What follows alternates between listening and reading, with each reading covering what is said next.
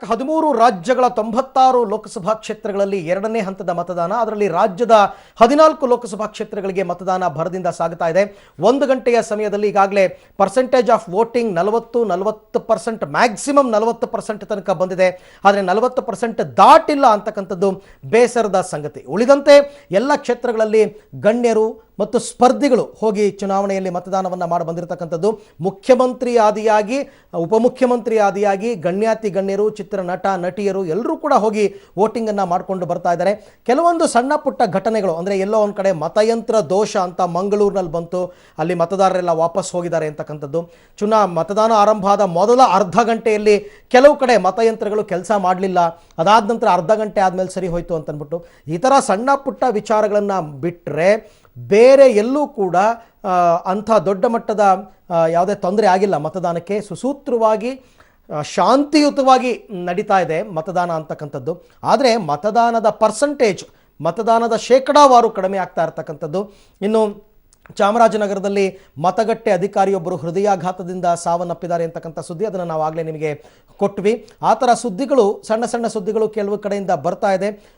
ಮುಖ್ಯವಾಗಿ EVM ಕೈ ಕೊಟ್ಟಿದೆ ಅಂತಕ್ಕಂಥದ್ದು. ಅದನ್ನು ಬಿಟ್ಟರೆ ಇವಾಗ ನಾವು ನಿಮಗೆ ಅಪ್ಡೇಟ್ ಕೊಡ್ತೀವಿ 12 ಗಂಟೆಯವರೆಗೆ ಎಲ್ಲೆಲ್ಲಿ ಎಷ್ಟೆಷ್ಟು ಮತದಾನ ಅಂತಕ್ಕಂಥದ್ರ ಬಗ್ಗೆ.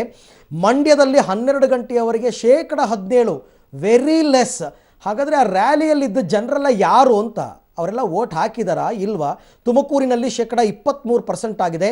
ಚಿಕ್ಕಬಳ್ಳಾಪುರದಲ್ಲಿ 12 ಗಂಟೆಯವರೆಗೆ 20% ವೋಟಿಂಗ್ ಆಗಿದೆ ಅಂತಕ್ಕಂಥ ಮಾಹಿತಿ ನಮಗೆ ಲಭ್ಯವಾಗ್ತಾ ಇದೆ. ಕೋಲಾರದಲ್ಲಿ 11 ಗಂಟೆಯವರೆಗೆ 22% ವೋಟಿಂಗ್ ಆಗಿದೆ. ಸೊ ತೇಜಸ್ವಿನಿ ಅನಂತಕುಮಾರ್ ಅವರು ಕೂಡ ವೋಟ್ ಮಾಡಿರ್ತಕ್ಕಂಥದ್ದನ್ನು ತಾವು ನೋಡ್ತಾ ಇದ್ದೀರಾ.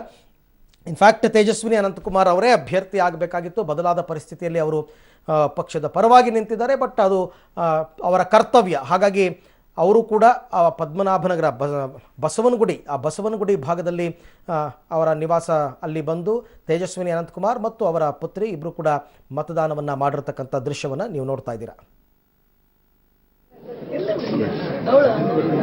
ಇವತ್ತು ಲೋಕಸಭೆಯ ಚುನಾವಣೆಯ ಈ ಒಂದು ಸಂದರ್ಭದಲ್ಲಿ ಬೆಂಗಳೂರು ದಕ್ಷಿಣದಿಂದ ಮಾನ್ಯ ಅನಂತಕುಮಾರ್ ಅವರು ಸತತವಾಗಿ 6 ಬಾರಿ ಇಲ್ಲಿಂದ ಆಯ್ಕೆಯಾಗಿದ್ದಾರೆ. ನಾನು ಪ್ರತಿ ಬಾರಿ ಅವ್ರ ಜೊತೆಗೆ, ನಾನು ಮತ್ತು ನನ್ನ ಎಲ್ಲ ಕುಟುಂಬದ ಸದಸ್ಯರು ಅವರ ಜೊತೆಗೆ ಮತದಾನಕ್ಕೆ ಬರ್ತಾ ಇದ್ವಿ. ಆ ಒಂದು ಸಂದರ್ಭ ಈ ನನಗೆ ನೆನಪಾಗ್ತಾ ಇದೆ. ಇವತ್ತು ಅಂದರೆ ದೇಶದ ಸುಭದ್ರತೆಗಾಗಿ, ದೇಶದ ಅಭಿವೃದ್ಧಿಗಾಗಿ ಇವತ್ತು ನಮ್ಮ ಮತ ಆ ದೃಷ್ಟಿಯಿಂದ ದೇಶಕ್ಕಾಗಿ ಕೆಲಸ ಮಾಡಿರುವಂಥ ಹಿರಿಯರ ಕುಟುಂಬದ ಸದಸ್ಯರಾಗಿ ದೇಶಕ್ಕಾಗಿಯೇ ನಾವು ಇವತ್ತು ಮತ ನೀಡಿದ್ದೇವೆ. ಇಲ್ಲ, ಪ್ರತಿಯೊಬ್ಬರ ನಾಗರಿಕರ, ವಿಶೇಷವಾಗಿ ಯುವಕ ಯುವತಿಯರ ಮತ್ತು ಹಿರಿಯರದು ಸಹ ಜವಾಬ್ದಾರಿ ಇದೆ. ತಮಗೆ ಇದು 5 ವರ್ಷಕ್ಕೊಮ್ಮೆ ಒಂದು ಅವಕಾಶ ಸಿಗುತ್ತಿರುವಂಥ ಅವಕಾಶ. ನಮ್ಮ ಒಂದು ಮತ ದೇಶದ ಭವಿಷ್ಯವನ್ನು ಬದಲಾವಣೆ ಮಾಡುತ್ತೆ. ಆ ದೃಷ್ಟಿಯಿಂದ ಮತದಾನವನ್ನು ನಾವು ಮಾಡೋದು ಇದು ಪ್ರತಿಯೊಬ್ಬರ ಕರ್ತವ್ಯ ಅನ್ನೋ ದೃಷ್ಟಿಯಿಂದ ಮಾಡಬೇಕು. ಮತ್ತು ಇದೊಂದು ಅವಕಾಶ ಸಹ. ಅದನ್ನು ಸರಿಯಾದ ರೀತಿಯಲ್ಲಿ ನಮ್ಮ ಯುವಕ ಯುವತಿಯರು ಬಳಸಬೇಕು, ಹಿರಿಯರು ಬಳಸಬೇಕು, ಬಂದು ದೇಶಕ್ಕಾಗಿ ಮತ ನೀಡಬೇಕು. ತೇಜಸ್ವಿನಿ ಅನಂತಕುಮಾರ್ ಅವರ ಮಾತುಗಳನ್ನು ಕೇಳಿದ್ದಾಯಿತು. ಮತ್ತು ದೃಶ್ಯದಲ್ಲಿ ನಾವು ನಿಮಗೆ ತೋರಿಸ್ತಾ ಇದ್ದೀವಿ ಯಾರ್ಯಾರು ಮತದಾನವನ್ನು ಮಾಡಿದ್ದಾರೆ ಅಂತ. ಸಚಿವೆ ಜಯಮಾಲಾ ಅವರು ಕೂಡ ಸರತಿ ಸಾಲಿನಲ್ಲಿ ನಿಂತು ಮತದಾನವನ್ನು ಮಾಡಿದ್ರು, ಮತದಾನಕ್ಕೆ ಕರೆಯನ್ನು ಕೊಟ್ಟರು. ಅದಾದ ನಂತರ ಬೇರೆ ಬೇರೆ ಅಭ್ಯರ್ಥಿಗಳು ಅವರವರ ಕ್ಷೇತ್ರದಲ್ಲಿ ಮತದಾನ. ಹ್ಯಾರಿಸ್ ಶಾಂತಿನಗರದ ಶಾಸಕರು, ಅವರು ಕೂಡ ವೋಟ್ ಮಾಡಿ ಬಹಳ ಖುಷಿಯಿಂದ ತಮ್ಮ ಬೆರಳನ್ನು ತೋರಿಸ್ತಾ ಇದ್ದಾರೆ. ಅದೇ ರೀತಿ ನೋಡಿ, ಚಿತ್ರನಟ ಅವಿನಾಶ್, ಅವಿನಾಶ್ ಅವರು ಕೂಡ ಸರತಿ ಸಾಲಿನಲ್ಲಿ ನಿಂತು ವೋಟಿಂಗನ್ನು ಮಾಡ್ತಾ ಇದ್ದಾರೆ.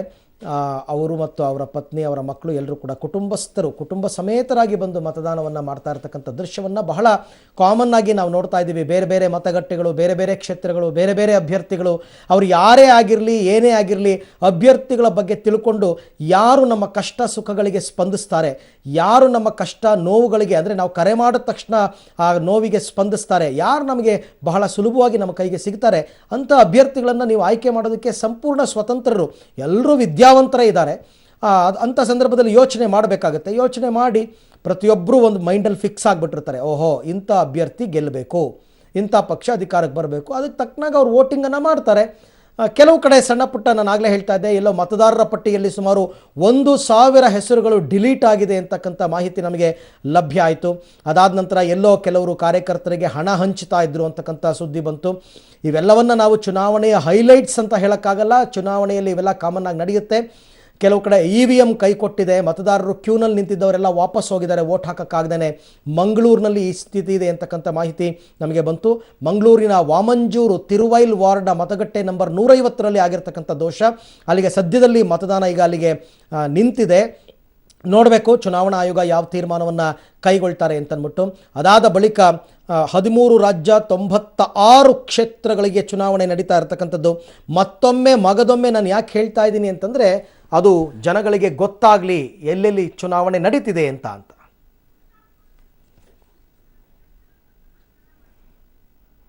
ಓಕೆ, ಇನ್ನು ಮತ್ತೊಂದು ವಿಶೇಷವಾದ ಸುದ್ದಿ, ವಿಶೇಷವಾದ ದೃಶ್ಯವನ್ನು ನೋಡ್ತಾ ಇದ್ದೀರಾ. ಕುಂದಾಪುರದ ದೃಶ್ಯ ಇದು. ಪಾಪ ಆತನಿಗೆ ಆರೋಗ್ಯ ಸರಿಯಿಲ್ಲ, ಏನೋ ಫ್ರ್ಯಾಕ್ಚರ್ ಆಗಿದೆ ಅಂತ ಅನಿಸುತ್ತೆ. ಕಾಲಿಗೆ ಸಿಮೆಂಟ್ ಪ್ಲಾಸ್ಟರ್ ಹಾಕಿದ್ದಾರೆ. ಬಟ್ ಸ್ಟಿಲ್ ಸ್ಟ್ರೆಚರ್ನಲ್ಲಿ ಕರ್ಕೊಂಡು ಬಂದು ಮತದಾನವನ್ನು ಮಾಡಿಸ್ತಾ ಇದ್ದಾರೆ. ಆಕ್ಸಿಡೆಂಟ್ ಆಗಿತ್ತಂತೆ ಪಾಪ ಈ ಹುಡುಗನಿಗೆ. ಕಾಲಿನ ಮೂಳೆ ಮುರಿದಿದೆ, ಬ್ಯಾಂಡೇಜ್ ಹಾಕಿದ್ದಾರೆ. ನೋಡಿ ಅವರಿಗಿರ್ತಕ್ಕಂಥ ಉತ್ಸಾಹ, ಅಥವಾ ಇದು ನನ್ನ ಕರ್ತವ್ಯ, ನಾನು ಮಾಡಲೇಬೇಕು, ಈ ಚುನಾವಣೆಯಲ್ಲಿ ಮತದಾನವನ್ನು ಮಾಡಲೇಬೇಕು ಅಂತ ಇದೆಲ್ಲದಕ್ಕೂ ಅವಕಾಶವನ್ನು ಕೊಡ್ತಾರೆ ಚುನಾವಣಾ ಆಯೋಗದವರು. ಇದೆಲ್ಲ ಈ ಥರ ಸ್ಟ್ರೆಚರ್ನಲ್ಲಿ ಬರಬಾರ್ದು ಅಂತ ಇಲ್ಲ, ಬನ್ನಿ, ದಯವಿಟ್ಟು ಬನ್ನಿ, ಈ ಉತ್ಸಾಹವನ್ನು ತೋರಿಸಿ ಅಂತಲೇ ಹೇಳ್ತಾ ಇರ್ತಕ್ಕಂಥದ್ದು. ಯುವಕನೊಬ್ಬ ಪಾಪ ಅವರಿಗೆ ಸೈನ್ ಮಾಡೋಕ್ಕೂ ಆಗಲ್ಲ ಅಲ್ಲಿ ಓಟ್ ಹಾಕಬೇಕಾದ್ರೆ. ನೋಡಿ ಅವರೇ ಬುಕ್ಕನ್ನು ಕೈಗೆ ಕೊಡ್ತಾ ಇದ್ದಾರೆ. ಬಟ್ ಸ್ಟಿಲ್ ಅವರು ಓಟ್ ಹಾಕ್ತಾ ಇದ್ದಾರಲ್ಲ, ಇವರನ್ನು ನೀವು ಮಾದರಿಯನ್ನಾಗಿ ಇಟ್ಕೊಳ್ಳಿ. ಇವರುಗಳೇ ನಿಜವಾದ ಮಾದರಿ. ಅವರು ಓಟ್ ಹಾಕಿ ಅಲ್ಲಿ ಇದೆಲ್ಲದಕ್ಕೂ ಚುನಾವಣಾ ಆಯೋಗದಲ್ಲಿ ಸ್ಟ್ರೆಚರ್ನಲ್ಲಿ ಕೆಲವರು ಬರ್ತಾರೆ, ವೀಲ್ ಚೇರ್ನಲ್ಲಿ ಕೆಲವರು ಬಂದರು. ನಾನು ಬೆಳಗ್ಗೆ ನೋಡ್ತಾ ಇದ್ದೆ, ಯಾರೋ ಒಬ್ಬರು ಅಜ್ಜಿ ವೀಲ್ ಚೇರ್ನಲ್ಲಿ ಕರ್ಕೊಂಡು ಬಂದರು, ಅವರು ಮತದಾನವನ್ನು ಮಾಡಿ ಹೋದರು. ಅಂದರೆ ವೋಟ್ ಮಾಡೋದು ಅಂತಂತಂದರೆ ಅದು ನಿಜವಾದಂತಹ ಹಕ್ಕು ಅಥವಾ ನಿಜವಾದಂತಹ ಹೆಮ್ಮೆ, ನಮ್ಮ ಹೆಮ್ಮೆ ಅದು. ಬಟ್ ಅದನ್ನೇ ಬಿಟ್ಟು ಜನ ಊರೂರು ತಿರುಗಿಕೊಂಡು ಹಾಲಿಡೇಸನ್ನು ಎಂಜಾಯ್ ಮಾಡಿಕೊಂಡು ಅದಾದಮೇಲೆ ಎಲ್ಲ ಮುಗಿದ ಮೇಲೆ ಬಂದ್ಬಿಟ್ಟು ಅದು ಸರಿ ಇಲ್ಲ ಇದು ಸರಿ ಇಲ್ಲ ಅಂತ ಭಾಷಣ ಮಾಡ್ತಾರಲ್ಲ, ಆ ಭಾಷಣ ಮಾಡ್ತಕ್ಕಂಥವ್ರಿಗೆ ಮೊದಲು ವೋಟ್ ಹಾಕಿದೆಯೇನಪ್ಪ ಅಂತ ಕೇಳಬೇಕು. ವೋಟ್ ಹಾಕಿದರೆ ಮಾತ್ರ ನಿಮಗೆ ಅದನ್ನು ಪ್ರಶ್ನೆ ಮಾಡೋದಕ್ಕೆ ನಿಮಗೆ ಹಕ್ಕಿದೆ ಅಂತ. ಚಿತ್ರ ನಟ ನಟಿಯರು ಅವರೆಲ್ಲ ಅವ್ರು ಬ್ಯುಸಿ ಇರಲ್ವ? ಎಲ್ಲರೂ ಬ್ಯುಸಿನೇ ರೀ. ಯಾರು ಪುಕ್ಸಟ್ಟೆ ಯಾರೂ ಕೂತಿರಲ್ಲ ಮನೆಯಲ್ಲಿ, ಅಯ್ಯೋ ನನಗೆ ಏನು ಕೆಲಸ ಇಲ್ಲ ಇವತ್ತು ಹೋಗಿ ವೋಟ್ ಹಾಕ್ತೀನಿ ಅಂತಲ್ಲ. ಆದರೆ ಸ್ಟಿಲ್ ಅವರ ಬ್ಯುಸಿ ಶೆಡ್ಯೂಲ್ ನಡುವೆನೂ ಟೈಮ್ ಮಾಡ್ಕೊಂಡು ಬಂದಿರ್ತಾರೆ ವೋಟ್ ಹಾಕೋದಕ್ಕೆ ಅಂತಂದ್ಬಿಟ್ಟು ಟೈಮ್ ಮಾಡ್ಕೊಂಡು ಬಂದಿರ್ತಾರೆ. ನಮ್ಮ ಮನೆಯಲ್ಲಿ ಏನಾದ್ರು ಕೆಲಸ ಕಾರ್ಯಗಳಾಗುತ್ತೆ ಅಂತಂದಾಗ ನಮ್ಮ ಬ್ಯುಸಿ ಶೆಡ್ಯೂಲ್ನಲ್ಲಿ ಟೈಮ್ ಅಡ್ಜಸ್ಟ್ ಮಾಡ್ಕೊಳ್ಳಲ್ವಾ? ಹಾಗೆ ಇದು ಪ್ರಜಾಪ್ರಭುತ್ವದ ಹಬ್ಬ. ಬನ್ನಿ ಈ ಹಬ್ಬದಲ್ಲಿ ಪಾಲ್ಗೊಳ್ಳಿ ಅಂತ ಕೇಳ್ತಾ ಇರೋದಷ್ಟೇ. ವೋಟ್ ಹಾಕಿ, ಇಂಥವ್ರಿಗೆ ಹಾಕಿ ಅಂತ ಹೇಳಿದ್ರೆ ಕಪಾಳೆ ಕೊಡಿರಿ, ಯಾರು ಹಂಗೆ ಹೇಳಬಾರ್ದು.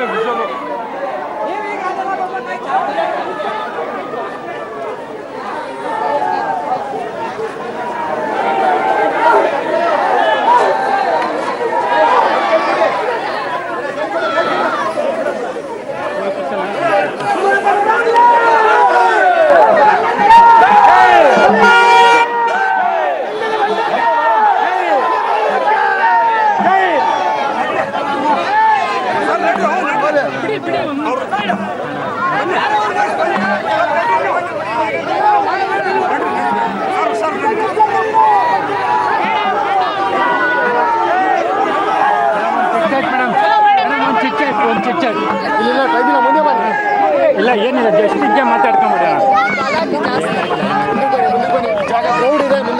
ಆಯ್ತು ಆಯ್ತು ಆಯ್ತು. ಈಗ ಪಕ್ಷೇತರ ಅಭ್ಯರ್ಥಿ ಆಗಿರೋಂಥ ಸುಮಲತಾ ಅವರು ನಮ್ಮ ಜೊತೆ ಇದ್ದಾರೆ. ಅವರ ಏನಂತ ಹೇಳ್ತಾರೆ ಕೇಳಿ.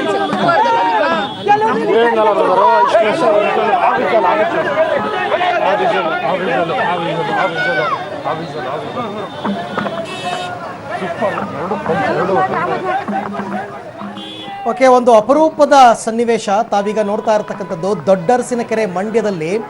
ಆಗಲೇ ಸುಮಲತಾ ಅಂಬರೀಶ್ ಅವರು ಬಂದು ತಮ್ಮ ಹಕ್ಕನ್ನು ಚಲಾಯಿಸಿದರು. ಅದೇ ಸಂದರ್ಭದಲ್ಲಿ ಮೈತ್ರಿ ಅಭ್ಯರ್ಥಿಯಾಗಿರ್ತಕ್ಕಂಥ ನಿಖಿಲ್ ಕುಮಾರಸ್ವಾಮಿ ಕೂಡ ಬಂದಿದ್ದಾರೆ ಸ್ಥಳಕ್ಕೆ.